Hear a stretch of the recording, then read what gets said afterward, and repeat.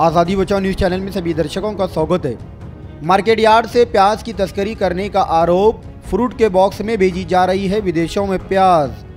दरअसल केंद्र सरकार ने बीते 8 दिसंबर 2023 को प्याज की निर्यात पर बंदी लगाने से देश भर के प्याज मार्केट में प्याज कौड़ियों के दाम में मिल रही है, लेकिन इस प्याज को व्यापारी फ्रूट के बॉक्स में भरकर दूसरे देशों में अच्छी खासी कीमत पर बेचने का आरोप बाजार समिति के संचालक जयदत्त होड़कर ने किया है। फिलहाल सोशल मीडिया पर प्याज किस तरह बॉक्स में पैकिंग की जा रही है, इसका वीडियो सोशल मीडिया पर खूब वायरल हो रहा है।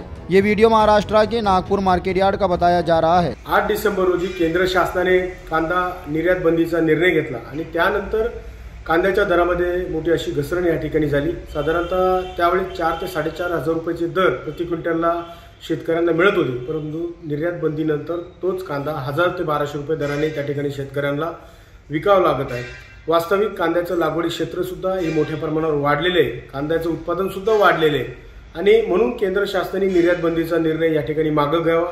परदेशामध्ये मोठी अशी मागणी कांद्याला आहे। साधारणतः दुबई असेल, बांगलादेश असेल, श्रीलंका असेल, अशा प्रदेशामध्ये कांद्याचे दर जर आपण बघितले तर 8 ते 9 हजार रुपये प्रति क्विंटलला दर त्या ठिकाणी मिळत आहे आणि आपल्याकडे साधारणतः 1000 ते 1200 रुपयाचे दर त्या ठिकाणी कांद्याला मिळत आहे। ही अत्यंत दुर्दैवाची गोष्ट आहे। त्याचबरोबर आपण गेल्या 2 ते 3 दिवसापासून बघत आहात सोशल मीडियावर काही व्हिडिओ व्हायरल होत आहे आणि त्या व्हिडिओमध्ये आपण बघत आहोत की डाळिंबाच्या पेट्या असतील, द्राक्षाच्या पेट्या असतील, यामधून कांद्याची तस्करी त्या ठिकाणी होत आहे।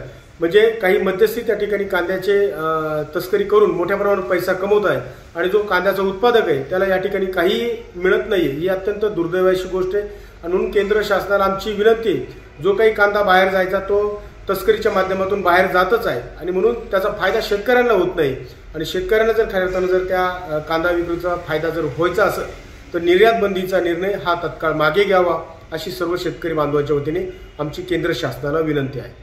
केंद्र सरकारने कांद्यावर निर्यात बंदी केल्यापासून सतत कांद्याच्या दरात घसरण होऊन शेतकऱ्यांच्या कांद्याला आता 1800 रुपये इतका खालचा दर मिळत आहे। या दरामध्ये शेतकऱ्याचा उत्पादन खर्चही भरून निघत नाही। कांद्याला इतका कमी दर मिळत असताना तत्काळ केंद्र सरकारने कांद्यावरील निर्यात बंदी हटवणं गरजेचं असताना गेल्या 2.25 महिन्यापासून कांद्यावर लादलेली निर्यात बंदी अजूनही हटवण्याचं काम केंद्र सरकारकडून होत नाही। परंतु अशा वेळेस शेतकऱ्यांना कवडीमोल दर मिळत होता आणि परदेशामध्ये निर्यात न होणारा कांदा तस्करीच्या मार्गाने, चोरीच्या मार्गाने मात्र निर्यात होत आहे आणि हा जो कांदा आहे हा डाळिंब द्राक्षाच्या खोक्यांमध्ये पॅकिंग करून परदेशात चोरीच्या मार्गाने तस्करी जी होण्याचे प्रकार आहे याचे काही व्हिडिओ आणि फोटोग्राफ्स सोशल मीडियाच्या माध्यमातून आमच्यापर्यंत पोहोचले आहे। सरकारने ह्या प्रकरणाची दखल घेऊन तत्काळ हे तस्करीच्या मार्गाने जो कांदा जातोय हा रोखावा आणि थेट कांद्याची निर्यात बंदी उठवावी, जेणेकरून कांदा उत्पादकांना थेट याचा लाभ होईल।